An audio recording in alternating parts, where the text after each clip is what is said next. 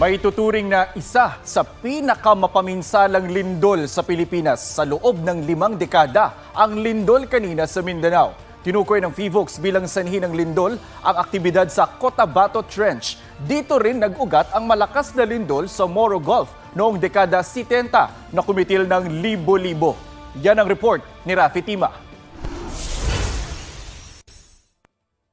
Sa dagat na may layong 32 kilometers kanluran ng Maasim, Sarangani, ang epicenter ng magnitude 7.8 na lindol kaninang umaga. May tuturing na mababaw ang pinagmulan ng lindol, 33 kilometers. Tumagal pa ng halos 1 minuto ang paggalaw ng lupa, kaya ramdam na ramdam ang pag-uga ng lupa. Dahil sa medyo may katagalan po yung pag-uga ng lupa, kaya medyo marami din pong mga pinsalang or damage na nangyari po doon. Up and down po ito, no? Parang may sinusuntok sa ilalim kapag malapit po tayo sa epicenter ng lindol. At dahil sa tubig ang epicenter, nagtaas ang PHIVOLCS ng babala ng tsunami sa mga komunidad sa tabing dagat. Ayon sa PHIVOLCS, subduction o paglubog ng bahagi ng Cotabato Trench ang dahilan ng lindol. Aktibo ang Cotabato Trench na ilang beses nang nagpalindol, gaya ng magnitude 8.1 quake sa Moro Gulf noong August 17, 1976.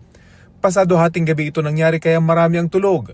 Mas mababaw pa ang pinagmulan nito, 20 kilometers. Kaya ang lindol na sinundan ng tsunami, nagresulta sa malawakang pinsala at libu-libong patay, lalo na sa coastal community sa Sulu Archipelago, Southern Mindanao at Zamboanga Peninsula. Umabot po yun ng 9 meters po yung tsunami height nung nangyari po noong 1976.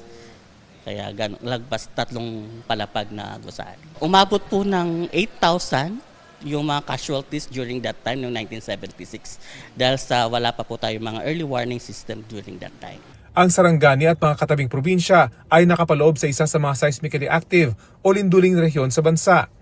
Sa nagdaang 100 taon, may 7 malalaking lindol sa Sarangani na naglalaro sa magnitude 5.7 hanggang 8. Rafi Tima, GMA News.